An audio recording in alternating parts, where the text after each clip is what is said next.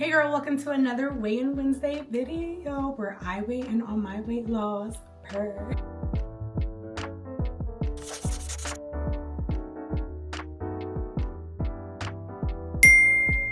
So grab your drink, grab your snacks. This is gonna be FaceTime style. I'm gonna give you guys all the tea of my on scale and off scale victories.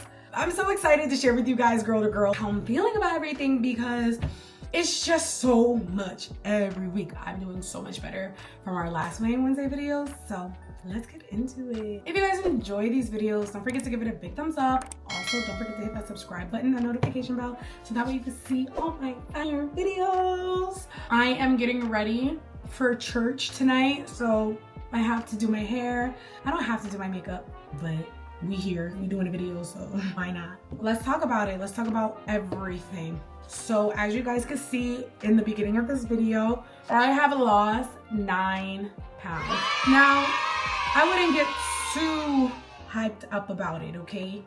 And I will tell you why. Your girl's been dealing with the stomach flu for 2 weeks.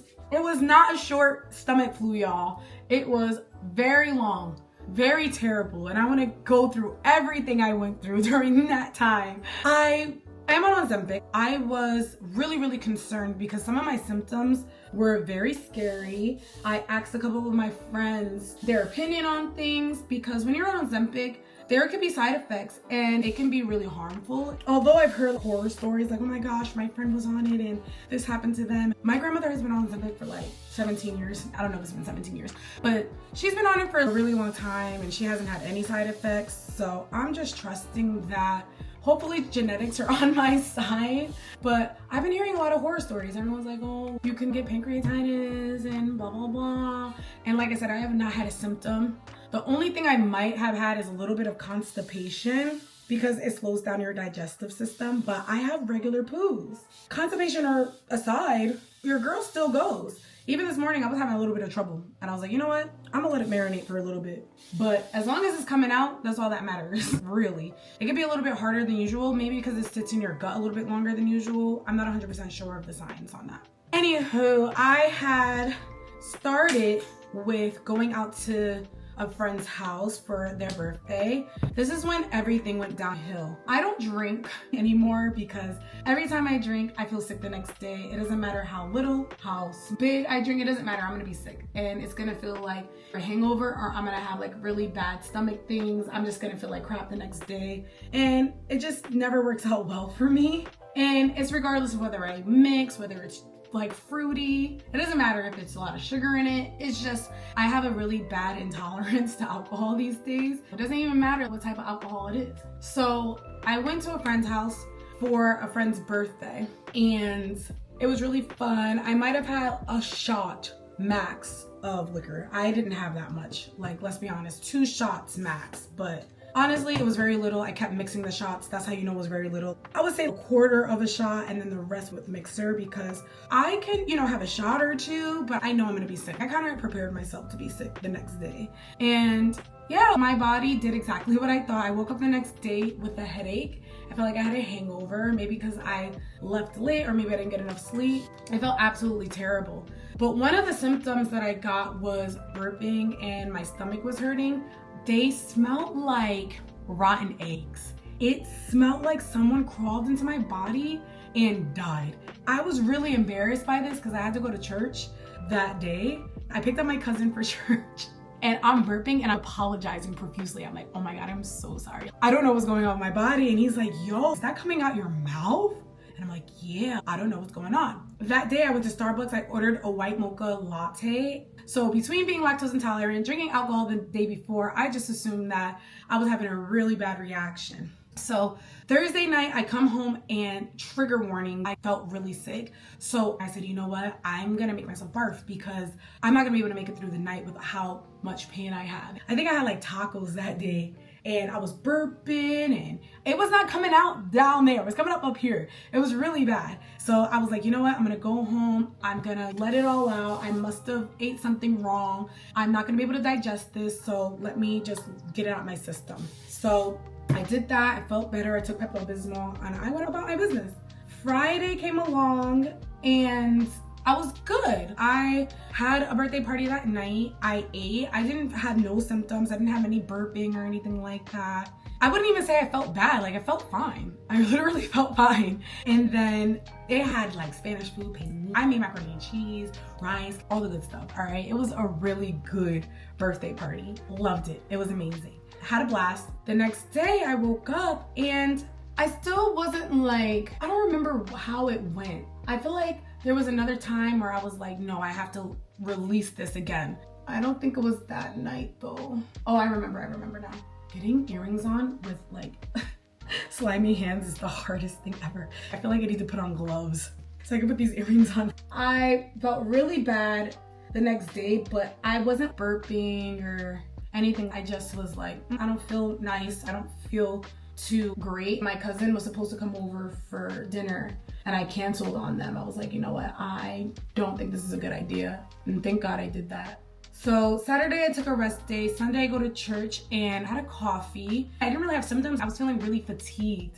I go to church, have a coffee. I almost died at church. I was like, oh no, something's wrong with me. My burps came back and the burps were foul. And I was like, oh my God, what am I gonna do about this? So I confided in a friend about it and she told me that I possibly could have GERD. And I looked into GERD. I was like, what is that? And I was like, wow, these are all my symptoms. And then I was like, oh my God, is the Ozempic causing GERD? Is that what's happening? So I made up my mind that day that this is gonna be a new lifestyle for me. I was like, yeah, this is my new life. I'm gonna have to go grocery shopping for my new GERD diet, blah, blah, blah. And it's so funny because I had a doctor's appointment that Saturday. I was telling her about the burps and she was like, take something to cleanse you out and then, you know, we'll talk about it in 4 weeks. I was like, all right, cool, the doctor says. Not that I trust everything the doctors say. I wanna make that clear. I don't trust everything the doctors say all the time, okay? Like, I'm not oblivious. Anywho, what do I wanna put on my face? I don't want to put on a full face of makeup. I kind of just want to put on a tint, but of course I can't find a tint. I can never just find exactly what I'm looking for, ever. I wanted to use the MAC. Oh, here it is. Illuminator. This is what I was looking for. Anywho, go about my business. And I had my doctor's appointment. She says it's fine. I'm like, all right, cool. Sunday comes, I'm sick. I was sick when I went to bed. And I woke up that night and I decided like I have to release everything I ate that day because nothing was digesting. It was terrible. Absolutely nothing I would do would work. So I made an executive decision. Leslie, like, you're going to get rid of this. So I go to the bathroom. I relieve myself this way. I feel a little bit better, but I'm still in so much pain. So then I grab Pepto-Bismol and I'm like, all right, girl, do something. I felt a little bit better, but it took me until around 10 o'clock to feel better. I actually called my doctor's office and it wasn't even my PCP, it's a doctor that I'm friends with.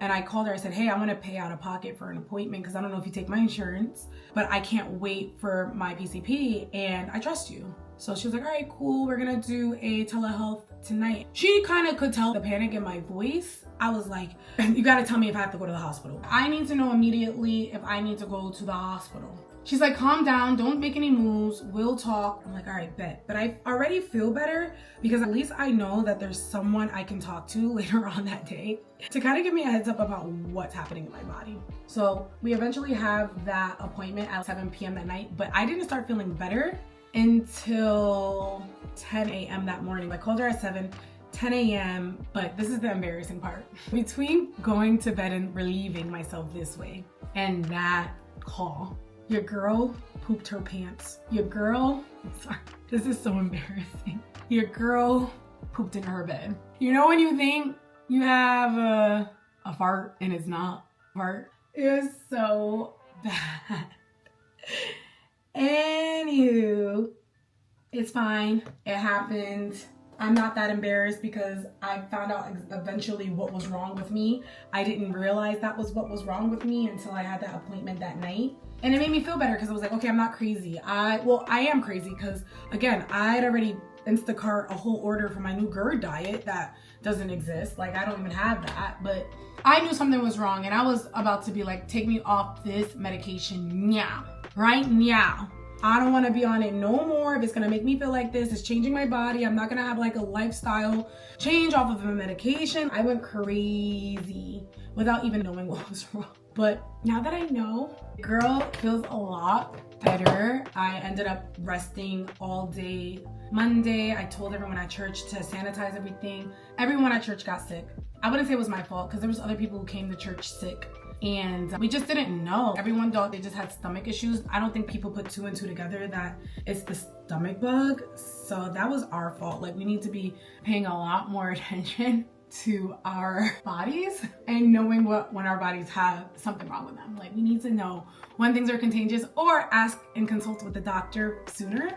And then less people would have gotten sick. Like, everyone ended up calling. It lasted a pretty good couple of weeks. Like, people are still going through it now, but it's not as bad. I think everyone's pretty much over it by now. But even like this week passing, it was like people called out from singing and it was just bad. The moral of the story is, don't ever check your own symptoms on Google. Don't do that.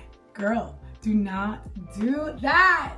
Anyway, I'm so happy that that's over with. I still was sick Sunday. I wouldn't even say like sick. I would just say I was still having the sulfur burps. That's what they call when it smells like trash, sulfur burping. I just went on a bland diet. I had rice and chicken broth for a majority of the rest of the week. Now, if I'm down 9 pounds, it's because of that. I got her gut reset. You know what I'm saying? Like, your girl feels 9 pounds lighter. Like, she's happy, she's chilling. Like, I'm having the time of my life. I'm having the time of my life. People have complimented me on looking thin. And it was a result of being sick. And this is why I want to talk to you guys about this.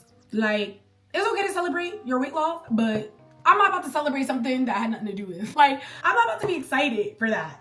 But then again, I found it very difficult to be excited about weight loss, period. I come from a body confidence, body positivity, body neutrality background. It's so hard for me to get my mind on celebrating weight loss wins because I just feel like it's the least important thing about me. How much I weigh is really not that important. But what is important is my health and how I feel. So I will say it was terrible. It was a terrible week. You know, it was awful. I'm not gonna lie to you. It's like every week I come to you guys and I'm like, I'm either not been disciplined or I failed or I ate something I wasn't supposed to. This time was completely out of my control, but I will give thanks to God for it because I think it really helped me for the next week, which is now. I'm gonna tell you guys like what I've been doing so much more recently. I'm gonna give you guys an update on my Weight Watchers and things like that. So let's talk about what has changed since the stomach bug. I've been getting extremely fatigued.